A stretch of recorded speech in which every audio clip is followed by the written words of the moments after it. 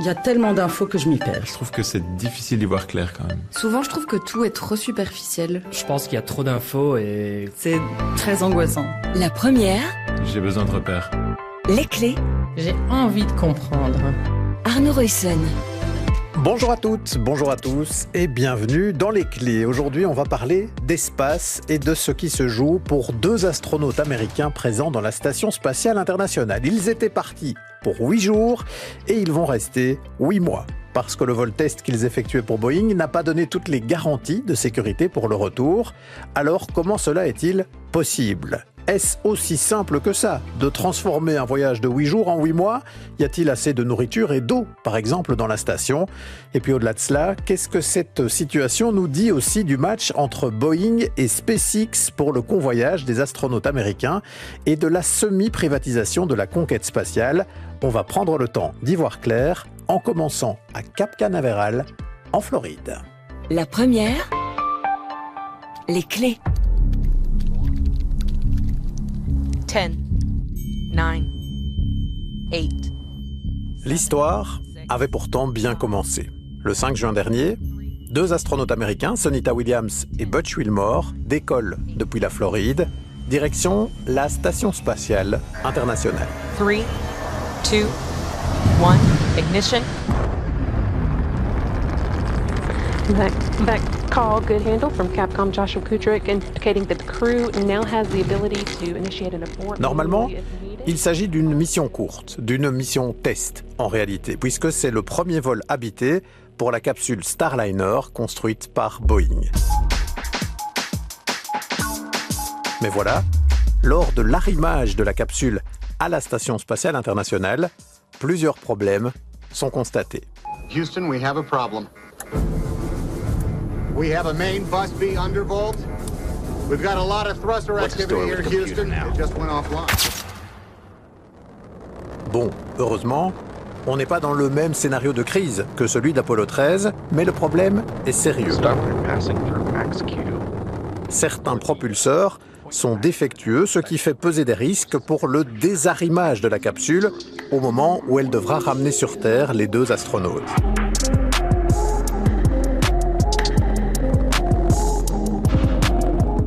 La crainte, c'est que tout simplement la capsule ne soit pas en mesure de s'éloigner suffisamment de l'ISS au moment où elle devra se décrocher de la station.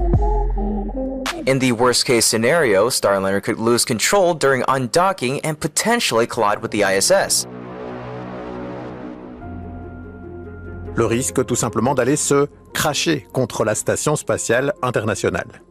Alors, sur place, dans l'ISS et sur Terre, on s'active pour tenter de résoudre le problème. Nous sommes toujours en juin, et dans un premier temps, Boeing, qui affrète donc ici la capsule, a bon espoir de trouver des solutions. Boeing est plutôt optimiste. C'est la NASA qui, de son côté, l'est un peu moins. C'est-à-dire qu'elle est très, très exigeante et c'est normal. Il y a des humains à bord de cette capsule qui doivent revenir et donc elle demande à ce qu'on soit sûr qu'il n'y aura aucun souci quand le vaisseau va s'éloigner de la station. Et après des semaines de tests, dans l'espace et au sol, le verdict tombe, début août. La NASA estime ne pas avoir suffisamment d'éléments pour s'assurer que les deux astronautes pourront bien redescendre sans encombre. Résultat, la capsule Starliner doit redescendre toute seule. Touchdown. Starliner is back on Earth.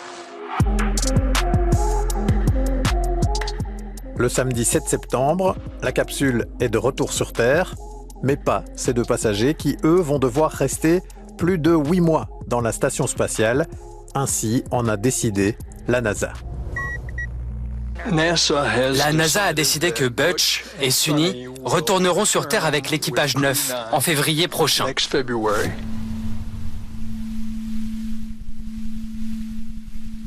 Pourquoi ? Parce qu'ils vont maintenant devoir attendre qu'arrive la capsule suivante, affrétée par SpaceX, celle-là. Elle doit arriver fin septembre, mais elle ne repartira qu'en février. Raison pour laquelle Sunita Williams et Butch Wilmore doivent prendre leur mal en patience Ils sont intégrés au travail des astronautes déjà présents dans l'ISS.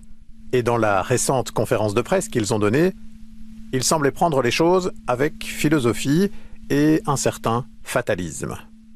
Au départ, nous venons de la Navy, la marine, et des missions qui changent en cours de route, ça arrive, nos familles le savent. Ici, c'était un test, le premier vol habité pour Starliner, et donc c'est comme ça. Je pense qu'on a pris la bonne décision. Il y a des risques, et on sait bien que c'est comme ça, dans l'espace.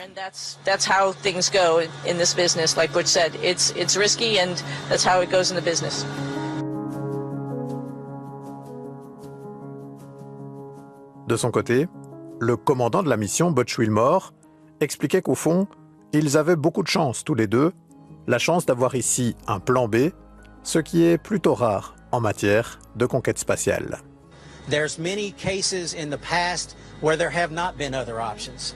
We were very fortunate that we have the space station and that we had the option to stay and we had the option to come back a different way if that's what the data showed.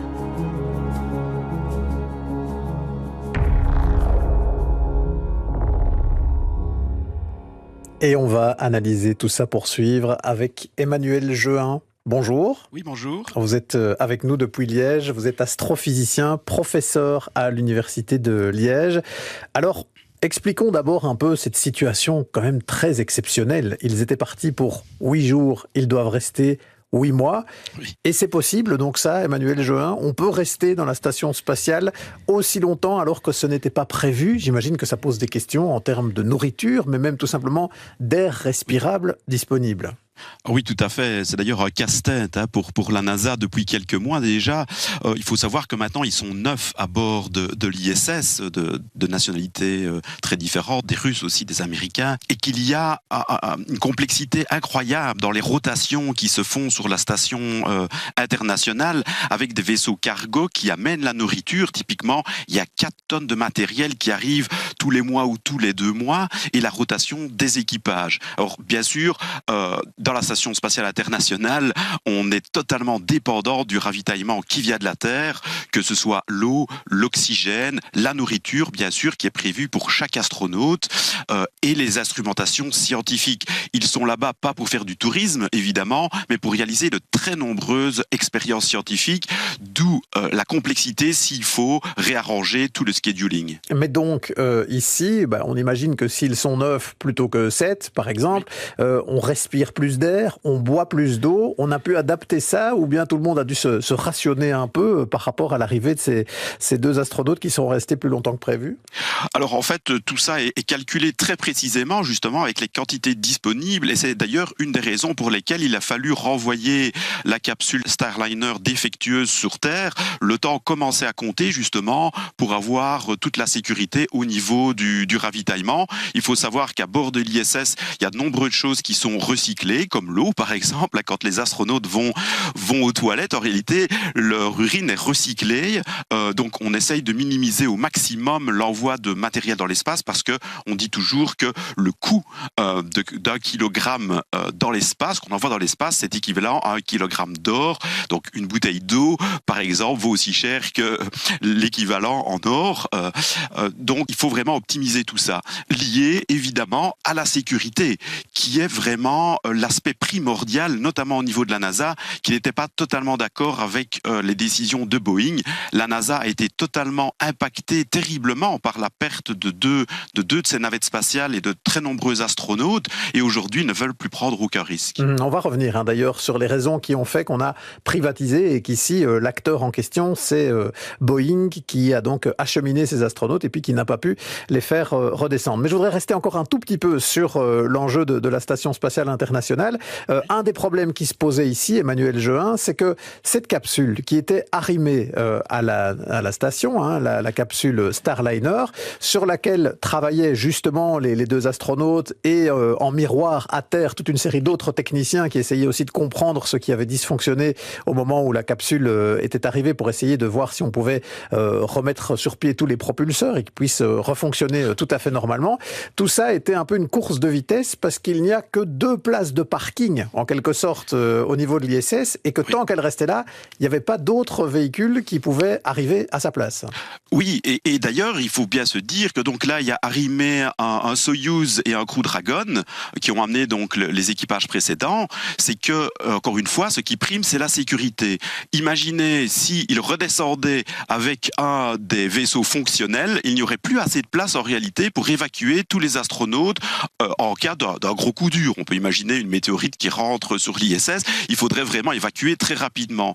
Donc c'est pour ça qu'ils n'ont pas pu redescendre avec un des vaisseaux arrimés et que la meilleure solution au final, ça a été de renvoyer le Starliner sur Terre. Tout s'est bien passé, même s'il y a eu encore des petits problèmes au niveau d'un des thrusters, donc un des microfusées pour diriger la capsule, et d'attendre le nouvel équipage Crew Dragon 9 qui va en fait ne monter qu'avec 2 astronautes. Donc malheureusement, il y a 2 heureux qui restent, si on peut dire, à bord de l'ISS, mais il y a 2 malheureux, entre guillemets, qui sont entraînés pendant très longtemps, qui vont rester au sol parce que il n'y a pas suffisamment de place dans l'ISS. Oui, c'est ça. Le véhicule suivant, affrété, lui, par SpaceX, ne va monter qu'avec 2 astronautes, alors qu'il aurait dû monter avec 4, pour qu'il y ait 2 places vides, pour que quand il redescendra en février, puisqu'il ne redescendra que en février, les 2 ici qui sont restés puissent redescendre ensuite. Alors, on entend dans tout ça, Emmanuel Jehin, se dessiner l'enjeu, effectivement, de la privatisation ou semi-privatisation du convoyage de ces astronautes pour les États-Unis. Avant, c'était très simple, entre guillemets, c'était la NASA qui amenait et qui faisait redescendre les astronautes.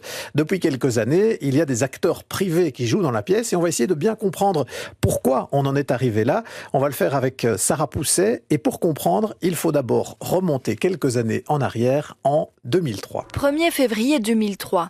Après 16 jours de mission en orbite, la navette Columbia revient sur Terre.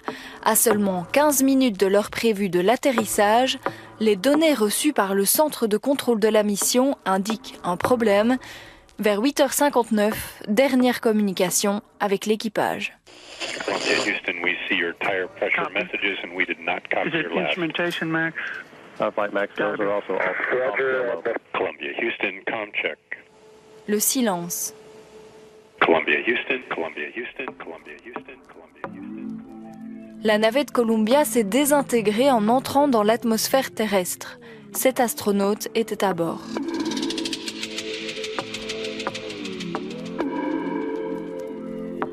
Cette tragédie en rappelle une autre. 3, 2, 1, and liftoff. Liftoff of the 25th Space Shuttle mission, and it has cleared the tower. En 1986, le décollage de la navette Challenger est filmé et retransmis en direct à la télévision. 1 minute 15 seconds, velocity 2900 feet per second, altitude 9 nautical miles, downrange distance 7 nautical miles. Mais après seulement 73 secondes de vol, Challenger explose. 7 astronautes meurent sur le coup. Ces différentes missions font partie du programme spatial américain. 5 navettes sont développées pour transporter du matériel, mais surtout des humains, dans l'espace et en orbite. Elles ont notamment permis de construire la Station spatiale internationale. Mais globalement, le bilan de ce programme est un échec. Les missions initiales n'ont jamais été atteintes, le budget est colossal, le bilan humain est lourd et a marqué profondément l'Amérique. Après la tragédie de Columbia en 2003, George W. Bush annonce donc la fin du programme pour l'horizon 2010 et le développement d'une filière privée. 2 acteurs se divisent alors le marché, SpaceX et Boeing. Pour la société d'Elon Musk, le premier vol opérationnel est réussi en novembre 2020, emmenant 4 astronautes à bord de l'ISS et depuis, une dizaine d'autres voyages ont eu le même succès. Mais pour Boeing, les essais ont été plus compliqués. Le décollage de Starliner en juin avec 2 astronautes a pris 4 ans de retard. Puis on peut dire que cette mission est un semi-échec puisque Starliner est revenu seul sur Terre, obligeant ces 2 astronautes à prolonger leur mission dans l'ISS. Les missions spatiales américaines sont donc désormais, comme vous l'avez compris, des partenariats publics-privés. Voilà, on a bien compris, Emmanuel Jehin, ce qui se jouait, échec en bonne partie du programme des navettes spatiales de la NASA, et puis cette décision de faire rentrer le privé dans la pièce, avec sur la ligne de départ au départ 2 sociétés, SpaceX d'Elon Musk, mais aussi Boeing, le grand avionneur américain. Sauf que dans les faits, si on regarde ce qui s'est passé ces dernières années, SpaceX va assez vite entrer dans la course et parvenir à envoyer des hommes dans l'espace, là où Boeing a pris beaucoup de retard. Oui, tout à fait. Et tout d'abord, c'est déchirant de réentendre ces échecs de la navette spatiale qui a fait rêver toute une génération, voire 2 de jeunes, dont moi-même. Et je me souviens de ces moments terribles parce que je regardais toujours les lancements ou les arrivées. Il n'y en avait pas tellement à l'époque. C'est un vaisseau qui a permis de mettre le Hubble Space Telescope dans l'espace et de réaliser parmi les plus grandes découvertes jamais réalisées en astrophysique. Et des astronautes en ont payé de leur vie. Et donc, ça a été un choc, en effet, terrible pour la NASA. Et comme on l'a très bien dit dans le reportage, le coût était devenu incroyable. Et ils se sont rendus compte, les astronautes le disaient eux-mêmes, les navettes, c'était des briques à faire voler. Donc, c'était très, très difficile et extrêmement dangereux. Et donc, aujourd'hui, en effet, ça a complètement changé. Et le privé, le New Space, est arrivé très rapidement, maintenant depuis une dizaine d'années, avec la concurrence qui s'est mise en place et surtout la NASA qui veut absolument avoir 2 vaisseaux différents pour aller ravitailler et surtout amener les hommes dans l'espace parce que tout d'abord c'est faire jouer la concurrence pour faire diminuer les prix. Sinon là, en effet, Elon Musk pour l'instant, on pourrait se dire il a un taux de réussite extraordinaire avec Falcon 9, il a 5 ans d'avance sur Boeing. Pourquoi continuer à essayer de développer la capsule Boeing? C'est parce qu'évidemment il faut faire marcher la concurrence et parce qu'aussi par sécurité, un jour on va peut-être se rendre compte que la Crew Dragon a une grosse défaillance et il faudra un autre vaisseau pour le faire. Donc c'est vrai que c'est tout ça qui rentre en jeu. On ne se rend pas compte de toutes ces critères aussi de sécurité qui sont tellement drastiques maintenant de la part de la NASA. Et ne jamais oublier qu'aller dans l'espace, c'est un métier extrêmement risqué. Le métier d'astronaute est un des plus risqués au monde. Il fait rêver, mais il comporte énormément de risques.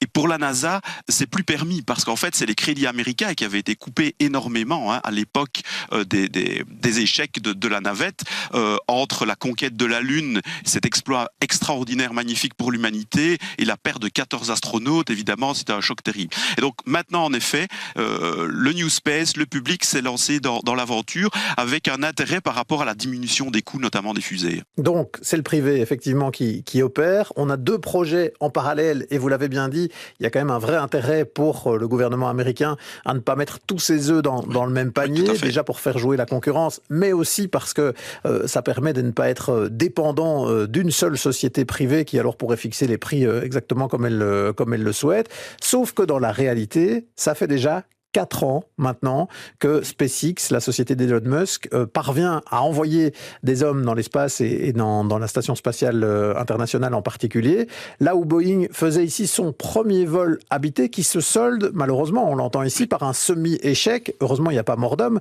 mais ce sont des astronautes qui doivent rester beaucoup plus longtemps que prévu et le vaisseau a dû redescendre sans eux. Comment est-ce qu'on peut expliquer, à votre avis, Emmanuel Jehin, que SpaceX ait pris autant d'avance, 4 ans, alors qu'ils étaient partis tous les 2 sur la même ligne de départ? Oui, c'est vrai que c'est assez extraordinaire. On est toujours surpris de voir les réussites qui s'enchaînent pour SpaceX. D'abord, il y a des fonds quasi illimités de Elon Musk. Il y a un projet qui a été démarré il y a plus de 15 ans avec une vision vraiment très claire, très nette, une nouvelle façon de faire les choses, reprendre tout à zéro, avec des ingénieurs extrêmement qualifiés, avec des techniques tout à fait nouvelles également. Et on voit qu'ils font quasi mieux que la NASA, là, parce qu'il y a 15 jours, ils ont envoyé Polaris Dawn, cette mission incroyable avec 4 astronautes, dont 4 touristes quasi de l'espace, qui ont fait une sortie extravéhiculaire, la première de l'histoire du tourisme spatial. 2 astronautes, dont une femme, sont sortis d'un mètre dans l'espace. Ils ont sorti leur tête de la capsule. Ils ont été plus loin qu'on n'ait jamais été depuis les missions Apollo vers la Lune, puisqu'ils sont montés jusqu'à 1400 km de la Terre. Rappelons que la station spatiale internationale, elle est à 380 km au-dessus de la surface de notre planète. Ici, ils sont montés à 1400 et ils sont sortis dans l'espace à 750 km. Ils ont pris des photos extraordinaires. Donc, c'est évidemment une plateforme fantastique pour SpaceX qui vise, c'est une société commerciale qui vise du tourisme dans l'espace et de faire évidemment de l'argent à cette base. Et là, on peut quand même dire que Elon Musk, c'est quand même un visionnaire à ce niveau-là. Il a su s'entourer de gens très compétents. Et il faut rappeler qu'il lance toutes les semaines une fusée avec 60 satellites de Starlink, de sa méga constellation dans l'espace pour une connectivité images ultra haute définition sur toute la planète toutes les semaines, avec un taux d'échec très très faible. Donc oui, c'est ça. Il a plusieurs fers au feu, Elon Musk. Ça fait déjà quelques années qu'il envoie, lui, des fusées dans l'espace avec ses satellites pour construire cette constellation donc de satellites qui, en gros, doit permettre qu'on ait du Wi-Fi au débit à peu près partout sur Terre. Hein. Ça, c'est en gros le projet. Par ailleurs, il y a tout ce développement du tourisme spatial. Et donc, quoi, est-ce que c'est ça qui lui a donné de l'avance pour ce programme de convoyage des astronautes? Il y avait plus de compétences, plus d'avance déjà chez SpaceX qu'il n'y en avait chez Boeing, dont le métier principal reste quand même jusqu'ici de construire des avions? Oui, clairement. Ils sont très innovateurs, ils viennent tout le temps avec des idées nouvelles. Rappelons aussi qu'ils sont en train de développer la plus grande fusée de tous les temps, Spaceship One, qui devra ramener les astronautes sur la Lune avec Artemis, le projet de la NASA. Mais Spaceship One, c'est à terme cette gigantesque fusée qui devrait amener aussi les hommes sur la planète Mars. Et ça, Musk le dit depuis 20 ans, ce qu'il veut, c'est aller sur Mars, amener des hommes sur Mars, construire des villes sur Mars, etc. Il n'est pas à ça près. Mais derrière, c'est évidemment tout un driver pour toute une nouvelle économie qui tourne autour de ça. Et aujourd'hui, la NASA a bien compris que ça marchait. Le modèle de la NASA, qui était vraiment un gros mammouth à l'époque, ça n'allait plus. Ça coûtait beaucoup trop cher. Et en fait, aujourd'hui, en début d'année, on se rappellera également les missions pérégrines, mi-privé, mi-NASA, pour un retour sur la Lune de vaisseaux automatiques. Ça a été un demi-succès puisqu'elle ne s'est pas très bien posée, mais ça permet de diminuer très fortement les coûts et à la NASA de multiplier les vaisseaux, notamment d'exploration, pour son futur projet sur la Lune. Ceci dit, Emmanuel Jehin, quand je vous entends, on se dit que oui, peut-être pour la NASA, c'est intéressant parce que là, elle a un acteur privé, en particulier SpaceX, qui est capable de remplir une série de missions et qui visiblement parvient à le faire à des coûts moindres que ce que coûtait la NASA à l'époque où elle faisait elle-même voler les navettes et avec un taux de réussite extrêmement élevé. Ceci dit, on a l'impression aussi, quand on regarde là ce qui est en train de se passer au niveau de l'espace, que Elon Musk est en train de prendre une avance considérable sur tout le monde. Il a déjà déployé dans l'espace 5 à 6 000 satellites pour cette très grande constellation. Il envoie, vous l'avez dit, pratiquement une fusée par semaine justement pour aller poser des satellites. Il développe ce tourisme spatial et il va même parfois presque plus loin que ce qu'on fait avec des programmes publics pour du tourisme spatial. Est-ce qu'Elon Musk n'est pas en train de faire main basse, en quelque sorte, sur l'espace, avec la bénédiction des États-Unis qui l'ont soutenu parce qu'ils avaient besoin de lui, quelque part, pour faire voler leurs propres astronautes? Oui, et aussi d'ailleurs les militaires américains qui utilisent les fusées de Elon Musk et qui subsidient a priori aussi pas mal SpaceX et les fusées, ce qui pose d'ailleurs un problème pour la concurrence européenne, notamment Ariane 6, de savoir réellement le coût réel des fusées d'Elon Musk. Ce sont quand même des fusées qui a priori montent, redescendent et qu'on peut récupérer. Certaines ont déjà volé 4-5 fois, ont été récupérées, donc ça fait diminuer les coûts, mais il y a beaucoup de discussions autour de ça. Alors il ne faudrait pas non plus être aveuglé par Elon Musk, qui a évidemment un pouvoir de communication extraordinaire sur toute la planète. Il y a énormément d'entreprises dans tous les domaines du spatial qui se développent partout, notamment en Belgique, avec des constructions de nouveaux satellites, bien sûr Ariane 6 par l'Europe, etc. Donc le privé maintenant, c'est un peu partout. On voit de nouvelles industries qui se construisent pour des fusées de plus petite taille, pour envoyer des plus petits satellites. Donc ça bouge vraiment partout. L'espace est un nouvel Eldorado, en fait. La planète, on a quasi conquis toute la planète. Maintenant, c'est l'espace qui offre d'énormes possibilités très diverses. Mais on a l'impression, par contre, que ça reste un peu le Far West, par contre, Emmanuel Jehin, puisque ici, les acteurs privés, moyennant quelques autorisations, mais qui ne sont pas régis par une grande autorité internationale, par exemple, autour de l'espace, peuvent aller comme ça déployer tout leur réseau de satellites dans l'espace, peuvent laisser un nombre incalculable aussi de déchets, parce que chaque fois qu'on envoie des fusées, il y a toute une série de modules qui se détachent et puis qui ne reviennent pas ensuite. Est-ce qu'on n'est pas en train de partir dans une situation ingérable où chacun pour le moment fait ce qu'il veut et où l'espace tout autour de nous devient un dépotoir? Ah oui, tout à fait. C'est vraiment un très gros problème, et notamment pour les astronomes. Il y a de plus en plus de ces débris dans l'espace qui brillent quand on les observe avec nos télescopes et qui contaminent les images qui pourraient empêcher même de découvrir un astéroïde potentiellement dangereux pour la Terre. Parce que nous, notamment à l'Université de Liège, avec nos télescopes TRAPPIST, on cherche et on observe et on étudie ces astéroïdes. Ils bougent dans l'espace, tout comme les satellites autour de la Terre.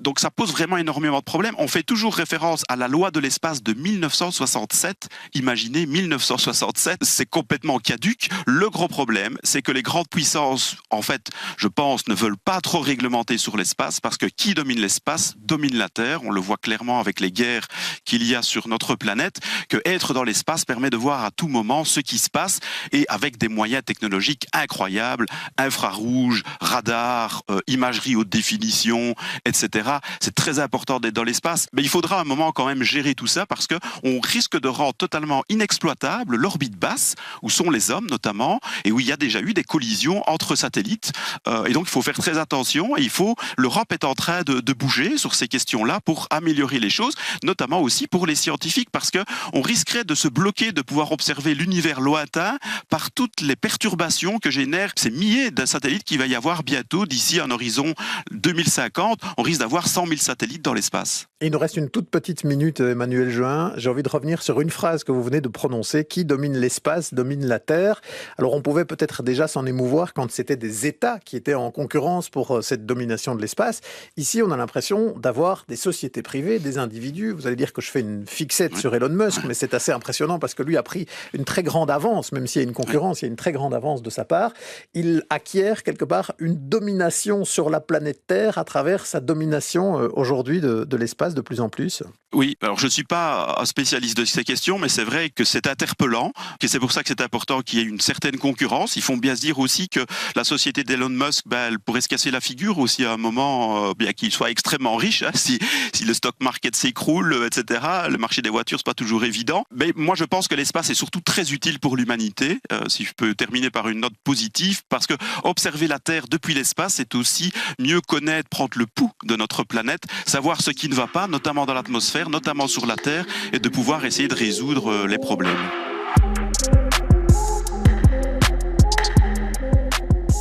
Et quand on entend ce que nous dit là Emmanuel Juin, astrophysicien et professeur à l'Université de Liège, on se dit qu'il est sans doute d'autant plus utile et nécessaire de réfléchir à la régulation de l'espace au niveau international pour l'avenir.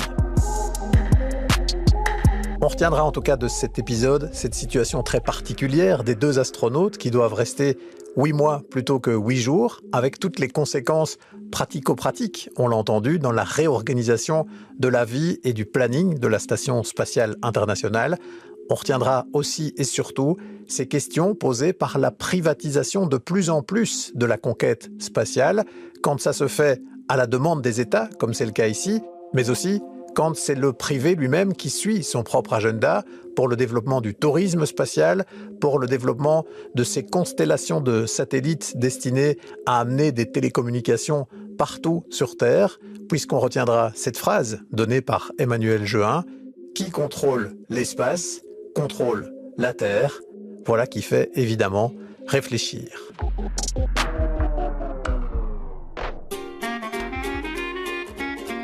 C'était Les Clés, un podcast de La Première, avec à la préparation Sarah Pousset et Arnaud Reussen. À la réalisation sonore de cet épisode, Guillaume De Smet et Antoine Duhart. Merci de nous suivre régulièrement. Si vous souhaitez nous écrire, vous pouvez le faire à l'adresse suivante, lesclés@rtbf.be, lesclés@rtbf.be.